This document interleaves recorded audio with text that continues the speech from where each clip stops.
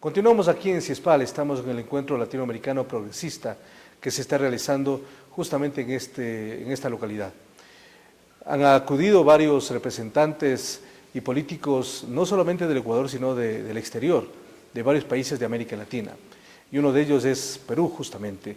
Y conversaremos en los siguientes minutos con Sergio Tejada, exdiputado del Bloque Nacional Popular del Perú, para dialogar acerca de la política peruana y la política de América Latina.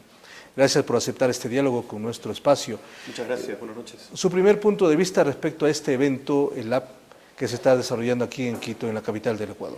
Bueno, creo que es muy importante el esfuerzo que se está haciendo desde el Ecuador para poder agrupar a los diferentes movimientos progresistas de izquierda de la región y poder discutir todos los problemas comunes que tenemos, todas las alternativas que podemos tener en nuestros procesos de cambio. Y bueno, esta tercera edición ya muestra una consolidación de este espacio. En esta circunstancia, ¿qué es lo más relevante que usted está mirando?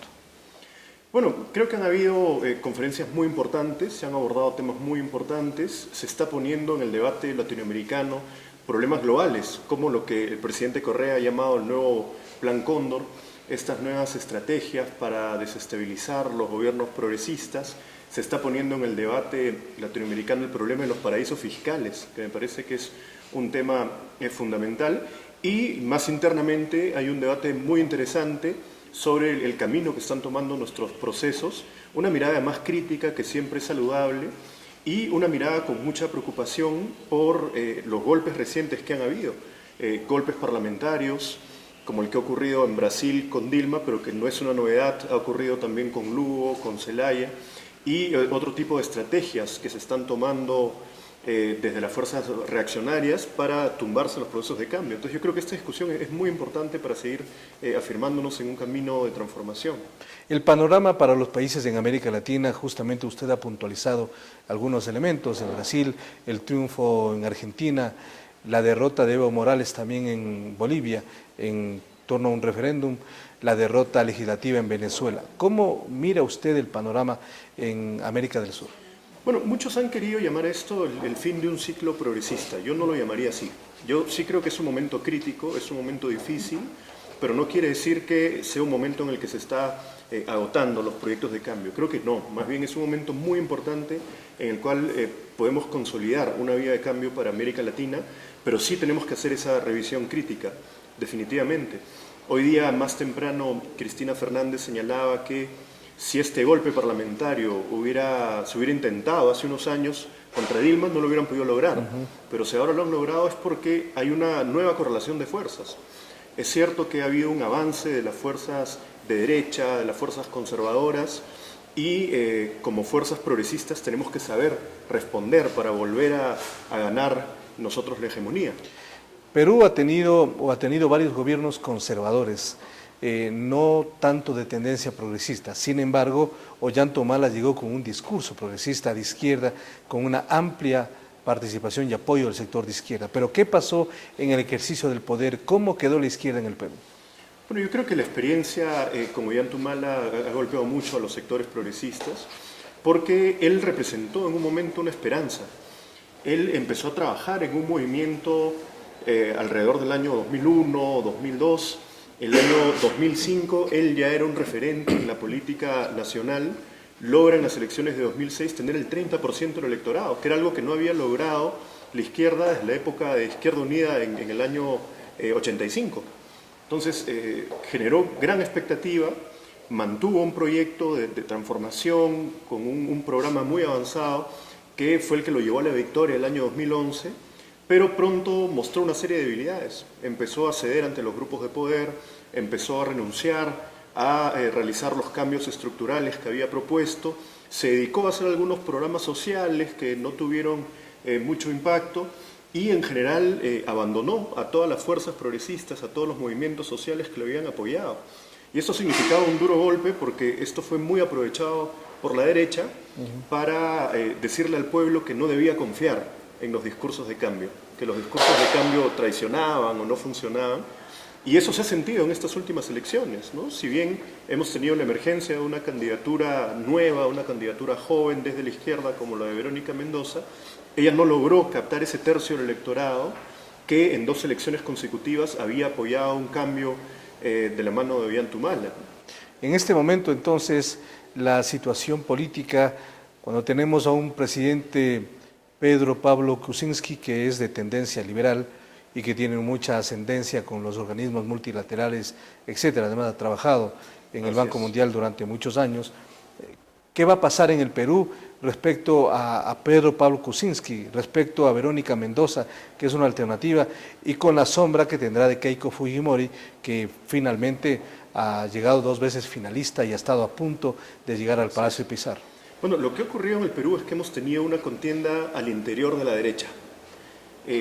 Lamentablemente, la izquierda no logró pasar a la segunda vuelta y había una articulación tal de fuerzas conservadoras que trataron de bloquear toda posibilidad de que surja una nueva candidatura. Y como yo lo digo, hemos tenido la derecha mafiosa contra la derecha que se quiere lavar la cara. Y en esa contienda, Kuczynski ha representado a esa derecha que se quiere lavar la cara, que está hablando un poco más de liberalismo político, de derechos civiles. Yo creo que es solo un discurso, porque él es un representante, digamos, de las fuerzas conservadoras, de las transnacionales. Pero sin embargo, hay que ver cómo se desarrolla esa contradicción al interior de la derecha y sobre todo como izquierda tenemos que hacer trabajo político, tenemos que regresar al trabajo de base, tenemos que tener contacto directo con la gente. Esta es una oportunidad para empezar desde ahora a hacer ese trabajo. Y el 2021, en el bicentenario, además de nuestra independencia, poder darle al pueblo un gobierno progresista. ¿Habrá espacio, habrá tiempo para ello? ¿Qué tendrá que hacer la izquierda o qué errores debería cometer la derecha justamente con Kuczynski para tener espacios de poder? Bueno, yo creo que esta división al interior de la derecha se va a profundizar. Creo que este discurso liberal, político que está teniendo Kuczynski también va a tener sus límites, porque en algún momento van a aparecer movimientos sociales, van a aparecer conflictos y vamos a ver cómo los manejan. Seguramente van a querer defender a las transnacionales, las actividades extractivas, y esto va a generar espacios de conflicto. Pero sobre todo desde la izquierda tenemos que buscar unidad. No lo hemos logrado. En estas elecciones que han pasado no logramos la unidad de todas las fuerzas, hemos tenido muchas dificultades en el proceso y yo creo que estamos a tiempo ahora para empezar a buscarla y no quedarnos solamente en la unidad entre partidos, sino sobre todo volver a reconquistar el apoyo del pueblo. Esa es la gran tarea. Económicamente, ¿cómo está Perú? Los países de América Latina han sufrido los embates del shock externo, básicamente la caída del precio del petróleo, los commodities y otra serie de factores que han influido justamente en esta crisis económica en algunos países y dificultades en otros. Bueno, en el Perú se ha sentido la crisis. Yo diría que es uno de los países en los que menos se ha sentido dentro de América Latina, que ha mantenido cierto crecimiento económico, pero es un crecimiento que oculta muchas veces las desigualdades, ¿no? El problema no es que crezcamos 4 o 5%, que de hecho lo estamos haciendo, lo vamos a poder hacer, sino para quién crece la economía.